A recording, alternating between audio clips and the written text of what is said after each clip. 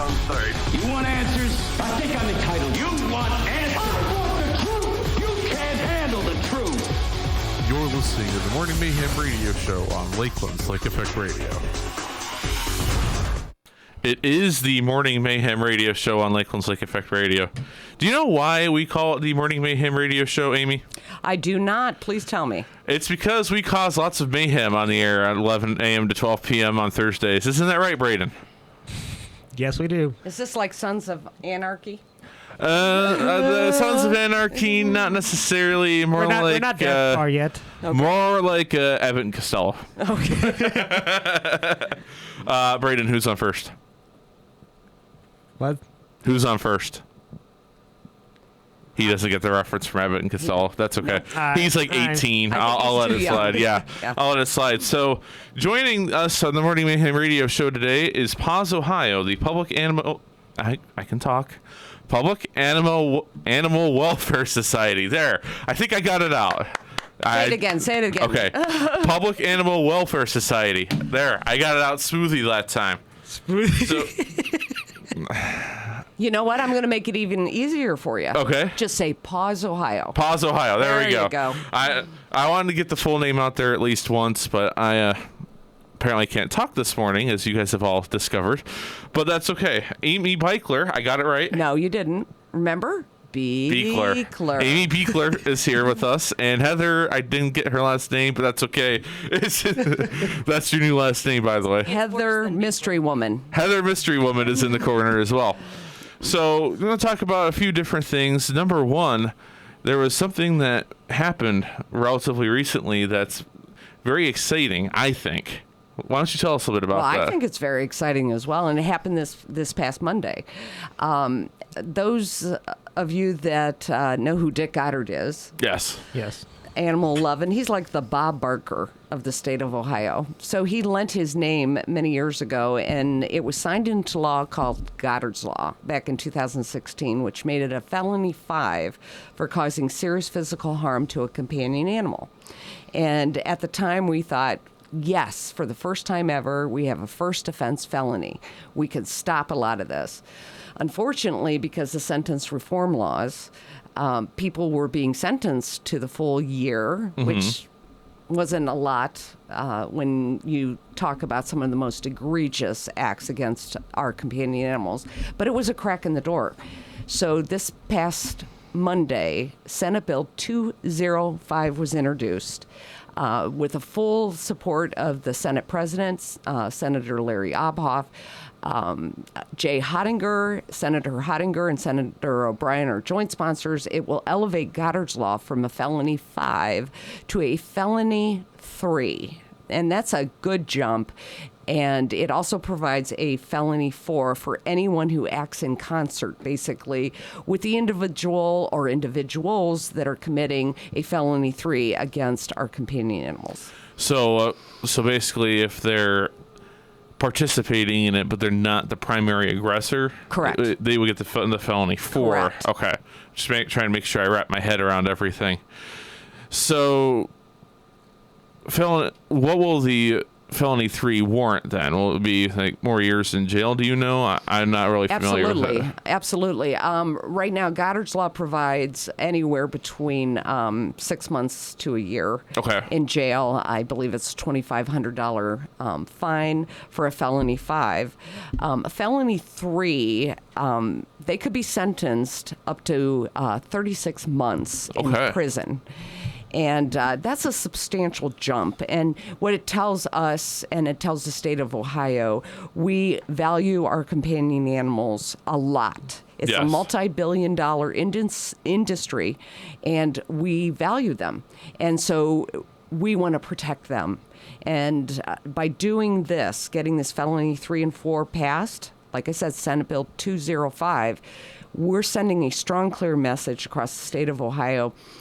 Don't cause serious physical injury to our companion animals. And the definition, this is covered under our bill, is any animal that lives in a residential dwelling, any companion animal. That means our gerbils, our rats, our snakes, all of that is covered.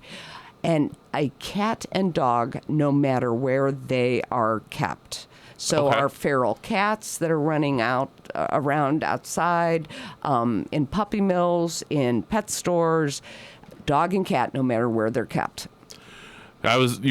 You actually answered the question I was about to ask you. I think you were reading my mind because I was literally about to ask what does Kind of like in tune here. yes what does a companion animal entail, and that was answered right away. So I appreciate that. So here's a couple of scenarios that are popping in my head, and I hope this never happens. But I have run over not a dog or a cat, but I have run over an animal before with a car, like on accident.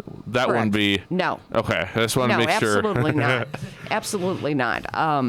That would not. That's not the onus of this bill. The onus of this bill is to protect our companion animals from somebody. And here's the key word: knowingly. Knowingly, yes. Causing serious physical injury to a companion animal. So you didn't go out knowingly seeking out a dog or cat to run over in the street. Right. And furthermore, I mean, I just met you, but I think you would probably render aid. Yes, I would. So, no. Okay, that was one of the main things that popped in my head.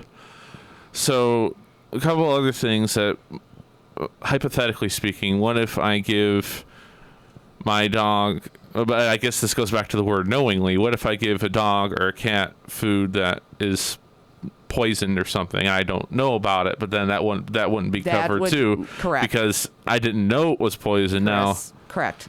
Now if Mike, you look like you want to say something, go ahead. But who poisoned that food? I'm not on it. Is the Mixer's off. click the power. Power's on. Yeah, the word is knowingly for sure.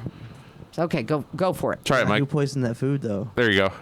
Yeah, so if somebody, let's say somebody knowingly poisons the food or knowingly feeds poison to a companion animal, yes. Okay. You can and will be charged once this law passes with a felony 3. Okay. May I ask a question real quick? Go ahead, Bird. What about people who are already sentenced with a felony 5? Would that be raised to a felony 3 or? No.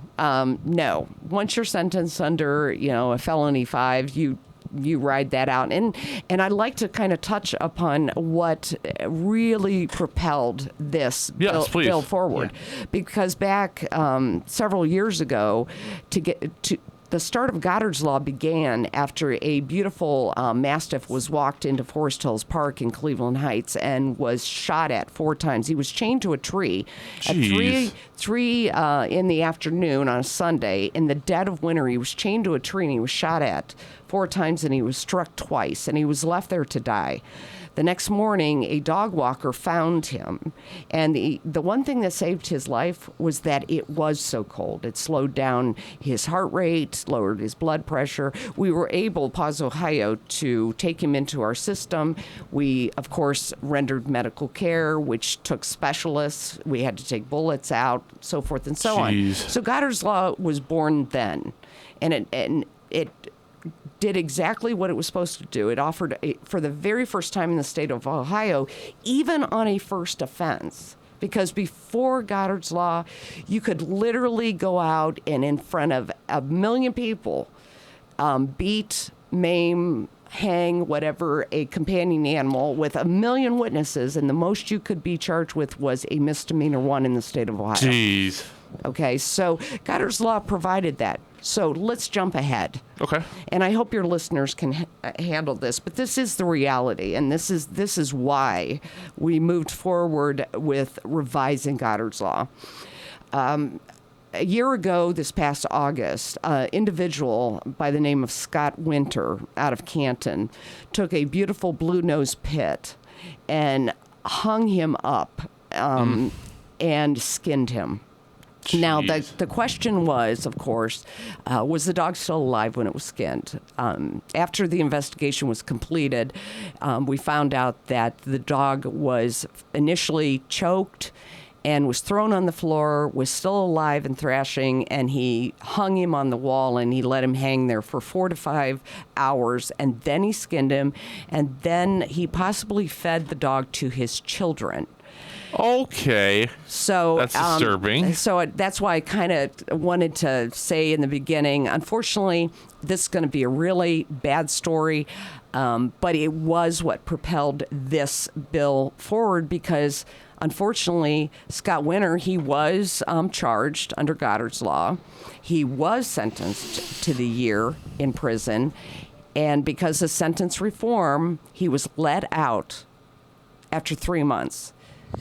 Now, something else I need to add is he had a very long felony record.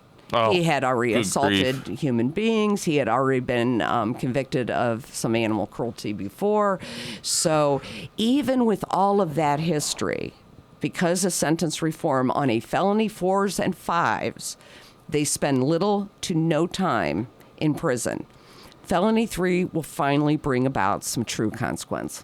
You mean Bill 205? Bill 205. Senate Bill 205. That's right. Everybody, 205. And if you are interested in getting involved in the process, most people are hooked up on Facebook. That's true. So here we go. Go to the page, Ohio Alliance for Animal Cruelty Reform. Like the page. At the very top of the page right now, there's a pinned post, and you can participate. I threw out a roll call to the state of Ohio. If you support increasing the penalty to a felony 3, go to this page, state your name, the county, and where you live in the state of Ohio, and then just briefly say why you believe that we should increase the penalty to a felony 3. And hearing the story about Scott, I don't even want to remember his last name. No. It's just, why are there people like that in the world? Unfortunately, there are, and I got to tell you that back in 2016, January 1st of 2016, the FBI decided that they were no longer just going to throw animal cruelty cases into a miscellaneous file. They actually made a huge announcement that animal cruelty cases were going to get their own file, broke down into 4 subcategories, because they realized what is called the causal link. Okay. And the causal link is to show how these individuals, such as Scott, have a history of doing damage not only to animals, but to people. Right. So when people say, wait a minute, you're going to elevate animals above people by increasing these penalties, let me say it runs parallel. It very much runs parallel. If we protect our companion animals, we continue to try to, protect our people, then we're hitting these kind of people right where it hurts. Right. So the FBI, as of January of 2016, have began to track torture, torment, bestiality, and neglect, and they want sheriff's department, police, prosecutors to please report to them when they convict somebody of these horrific crimes. They want them on their radar. Right. We want them on their radar. As we should. As a society. Right. Mike, you look like you have something you want to say. Yeah.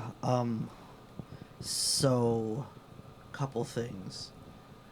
Where was I? First of all, I think that if somebody were to what that guy did, that's just next level, completely disgusting. Perhaps a felony 3 is not even enough. If there's this much, you're gonna torture this animal too, maybe elevate that to a 2, and then so people are saying that we're elevating animals above people. Yes. Because if somebody did that to a human, they'd be going to prison forever. Correct. That's true, actually. Yeah. I didn't even think about it that way. Correct. You'll get no argument from me. Trust me. No one will ever get any argument from me. We have crafted this bill to make it crystal clear that a felony 3 will be charged if you cause serious physical injury. Now, when it comes to our humans, the verbiage in the law is called serious physical harm. Okay. Okay. So we've made a little bit of a distinction between the two, but it's not about, sorry, I'm going to skip around here for a second, but a lot of times I get the argument, you care more about animals than people aborting children. And it's like, no, this just happens to be what I do as the director of PAWS Ohio, and I'm an animal advocate, and then you have advocates for the right to life. Right. Okay. You have advocates for the right to choose, and that's what makes America great. So, no, I don't elevate animals above an unborn baby, above humans, and such. This is what I do in my life and in my profession. So I believe that companion animals deserve to be protected because, let me give you a scenario, Tim. Sure. So, and this is a true case. So you let your dog out to go to the restroom, okay? Yes. And your dog slips out of your yard and goes over to your neighbor's yard, okay? Just that quickly. And your dog is shot and killed and buried in a shallow grave. Jeez. And you're looking all over for your dog. And when you go and you ask your neighbor, have you seen my dog? And they say, no, haven't seen your dog. And then you discover later on that your companion animal, the animal you have loved for 13 years and cared about, is laying in a shallow grave in your neighbor's backyard. And was just shot and killed just because it was something to do. The dog didn't do any harm to the neighbor. The dog didn't do anything to anybody. It just happened to wander into their yard.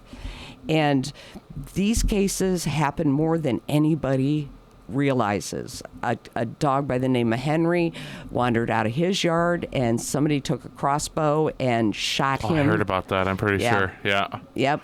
And he crawled back home. He made it home with this arrow through his head. Oof. At the feet of his owner and died. Jeez. And people should not have to see this with their companion animal, period. And people shouldn't think that it's okay to shoot or maim or poison somebody else's animal. No, I think one of the what somebody could come back with was the animal was trespassing on my property. Absolutely. That's what they would come back with, I think. Sure, they could come back with that. But was it justified to actually kill the animal? Exactly. I would say no. Go ahead, Brad. It's also like the controversial stand your ground. Like, forget about that. A lot of people say, yeah, he came in my yard. I didn't know if he was aggressive or not, but you're sitting there like, he's my neighbor's dog. I've seen this dog forever. The dog knows Correct. me. And then one day, bad mood or whatever, dog comes over, starts like getting up on you, like whatever, like, okay, no, go away or whatever. Right. And not being aggressive at all, trying to just like, oh, I want attention. And then you do that, that's still, well, a lot of people are going to say, yeah, I'm standing my ground because the dog tried to be aggressive, but with no other history. Let me give you an example, okay, so of a true case out of Belmont County. Okay, 2 female dogs belonged to this guy's neighbor. He let him out to go to the restroom, and he's calling for his dogs. Okay, let's get to the meat of it. His neighbor was up in a deer stand because he was out on his own property and he was hunting deer. Okay, which is legal. But because the dogs had been running around and everything, they were scaring off the deer.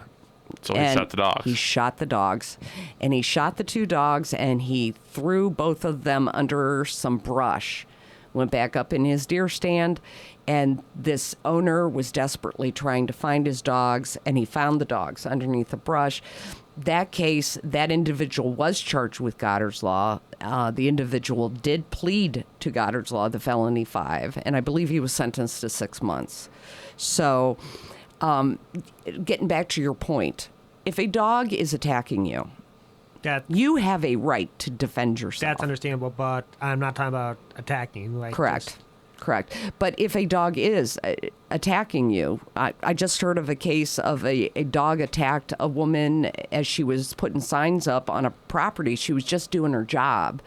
And an owner of a dog had him off lead, knowing he knew his dog. And the dog attacked this woman, put her in the hospital, ripped her arm wide open, ripped her back and her buttocks open. And he actually stood there while the dog did it. He didn't even intervene on this woman's behalf. So in that case, had I been there, I would have intervened on the behalf of that woman. And if the police had been there, they would have shot the dog, and they would have had every right to do so. The dog was causing injury to people and was a danger to society. So these kinds of cases, that's not what we're looking for. We're looking to protect, our companion animals that are just living life and loving their owner and loving life, and boom, out of nowhere, someone causes horrific, serious physical injury to them. And just so I can state to you, under Goddard's Law as written right now, and under the new bill, SB 205, a companion animal does not, and I repeat, does not have to die for you to be charged with either the felony 5 now or the felony 3 in the future, hopefully. I have a question from our chat, actually, here on lincolnvicradio.org/studio. What if a person came onto a homeowner's property and the dog attacks them, then the person shoots the dog? Can they be charged? I think we just addressed that a little bit. You know what? If a dog is attacking somebody and actually causing serious physical harm to them, you are within your rights to protect yourself. Right. You are absolutely within your rights to protect yourself. You're not going to be charged for that. If you can show that these animals are actually attacking and doing harm, that's one thing. Yeah, but So, even if you're trespassing and it's a guard dog. I think that's a different scenario. That's what I think. He's actually onto a homeowner's property and then their dog attacks them. I thought, for some reason, I kind of read that as somebody was coming to visit. Yeah. Okay. Oh, no. Okay, so now... Is it like walking, I'm going to walk through my neighbor's backyard to get to my other ones, be a little quicker than going out the front door or whatever. Like, the neighbor waved me over, cross a yard. And you have a dog on your property protecting their property. That dog has every right to be that dog for that owner. Yeah. So stay off of that property. Yeah, that's why they were asking. I feel like that's what they were asking. Why I think that question came from Rhonda_Republican. Hello, Rhonda_Republican. Absolutely. If your dog is protecting your property and somebody trespasses, they're going to be charged. Your dog's not going to be harmed in any way. So I think we're going to take a quick commercial break, and then we'll be back on the Morning Mayhem radio show, sponsored by the Ohio Army National Guard. I got it right this time. Last week I kept saying Cardinal Credit Union, and that's the show at 6 o'clock. That's sponsored by them. So we'll be back right after this. Are you dreaming of something greater? A college degree, better job skills, a rewarding career? The Ohio Army National Guard can help you get the education you need to land the career you've always wanted. The Ohio National Guard Scholarship Program could pay 100% of your college tuition at Lakeland Community College. You're eligible for the scholarship as soon as you enlist, and you can attend school while serving right here in Northeast Ohio. Learn more about these great benefits by calling Staff Sergeant Danielle Davis at 440-225-3720 today. Call 440-225-3720 and go Guard. Callan needed a car loan, and she turned to Cardinal Credit Union. Well, I came to Cardinal and talked to Dietrich about getting a car loan, and he explained everything about the financing step by step, so I understood it. Being a member of the credit union already, Callan knew that we offered the lowest rates possible. What I like best about Cardinal is the money that I saved and the money that I'm going to save. What she said. For new or used auto loans, it's easy. Just call Cardinal at 440-266-2200. Stop in a branch or apply online at cardinalcu.com. Cardinal President Christine Blake. Listening to your story, saving you money, anyone can join. Cardinal. People helping people. Cardinal is open to anyone who lives, works, worships, or attends school in Lake Cuyahoga, Geauga, Ashtabula, Portage, Summit, Mahoning, Trumbull, or Columbiana counties. This institution is not federally insured. Deposits are insured by American Share Insurance up to $250,000 per account. Loans subject to credit approval. Cardinal Credit Union. People helping people. You're listening to Lakeland's Lake Effect Radio, the official home of Lakeland Sports. If you want to watch or listen, you can tune to lakeeffectradio.org/sports. Hey Lakeland, start off your semester right with a charged mobile device. Now at Lakeland, we have 4 mobile device charging stations that can be used for free throughout the campus. They are located in Breakers, E-Lounge, C-Lounge, and Y Building Game Room. Each device comes with 8 cords for mobile devices. Get charged up today. These were provided by Lakeland Student Government.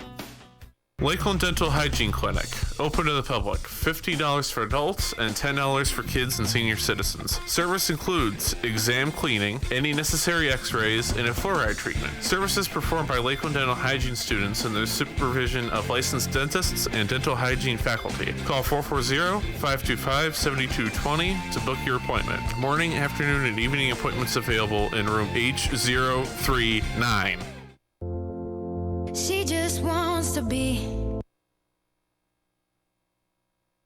It's a local music spotlight on Lake Effect Radio. Temple 8, Ideas of the Mind.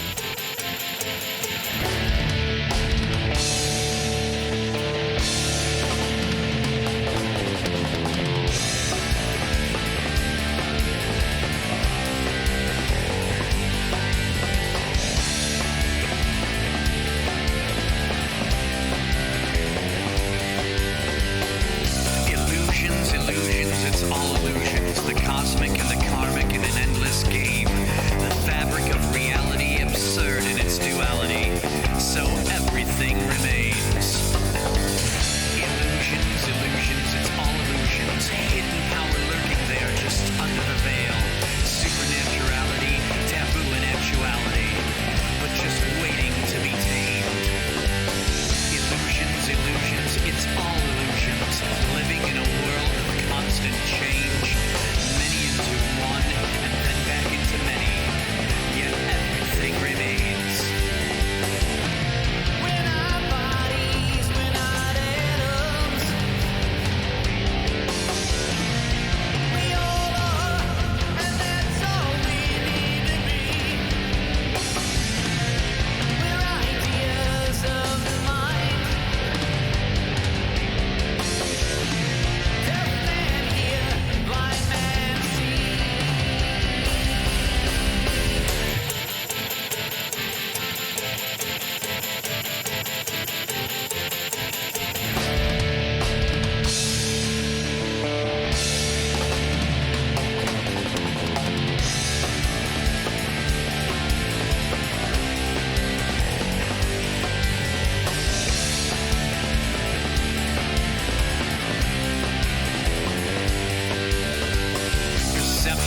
Perceptions, receiving perceptions from a higher plane beyond its darkest skies. The simple means to mold and recreate the universe is freely given to those who try.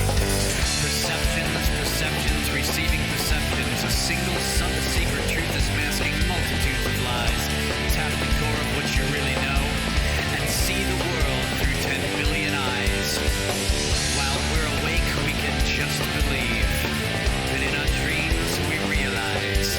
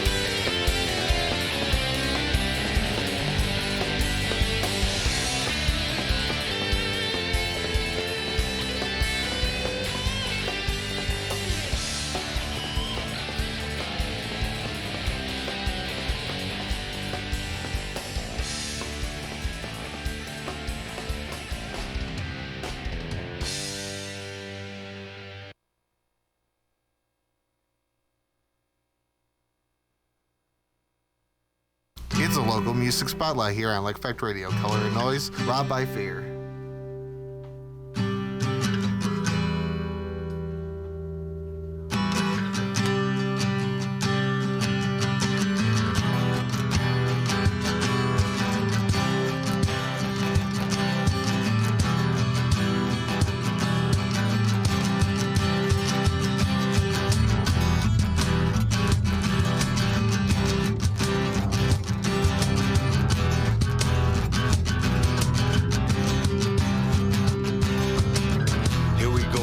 Once upon a time, you never looking back a line. See another reason rhyme, and I can't get enough of this. You seen with the bliss, and I can't go it down. You can't roll it down, but I push it back above. When push comes to shove, and I can never find my head raised above. And you've seen a love, I don't ever get it back to me. Here we go. Now is one thing that you missed, and it's on the list.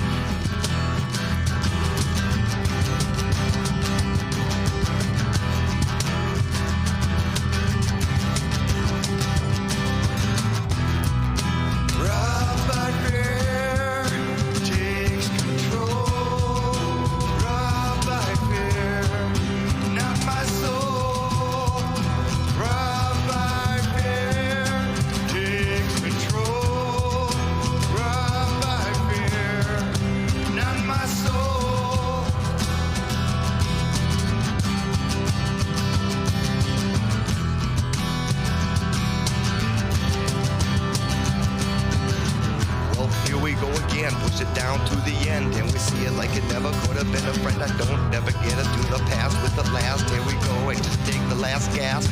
I just hold my breath till the end, to the very beginning, and you see it now. No, there's another ending. I push it like down. You know that you missed, 'cause now you've got me.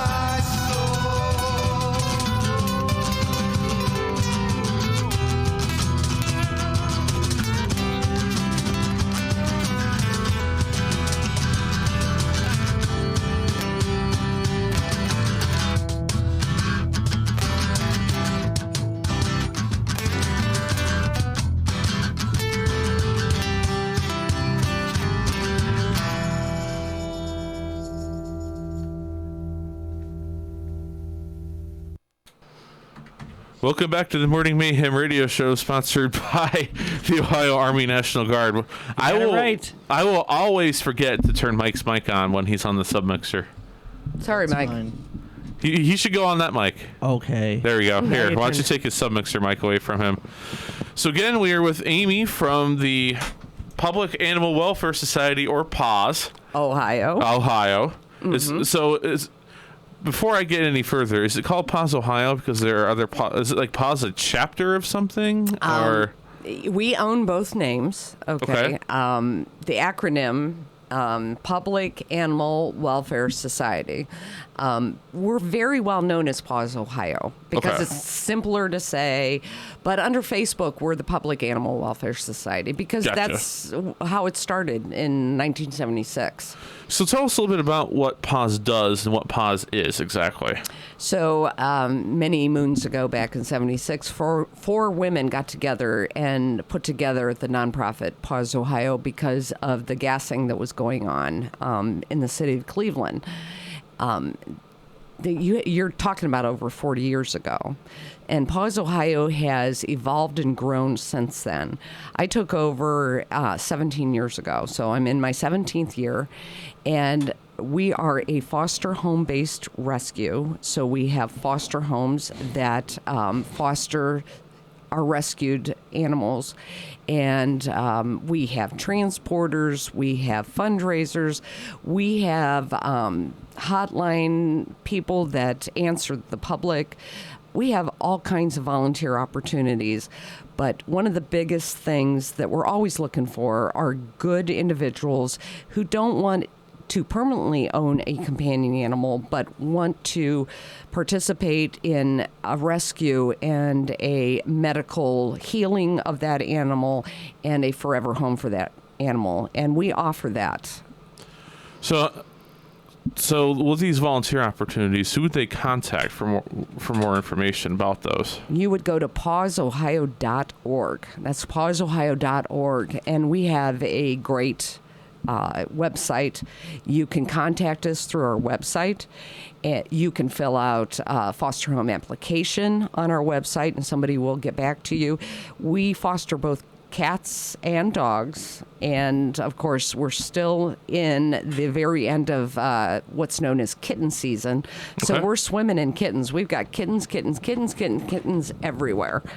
And if you want to foster dogs, we offer that opportunity as well. So anything from a senior dog to puppies. So we're always looking for fantastic foster homes. So I had another question. I forgot what it was. Braden, do you have a question for her? Yeah, Trey. So say you find an animal that's not really, like, kind of been, like, abandoned, or one that ran away with no tags or anything else. How are you able to bring them to you guys? Well, here's the thing. If you are, let's say you're in Lake County and you find a dog running at large, the best thing to do is to get it over to, like, Lake County Humane, because legally there's got to be a 3-day hold on any animal that's running at large to give the owner an opportunity to find their dog. So we partner with shelters all over Northeast Ohio, and we pull directly from shelters, and we take some of the hardest cases. We also partner with a lot of our veterinary partners.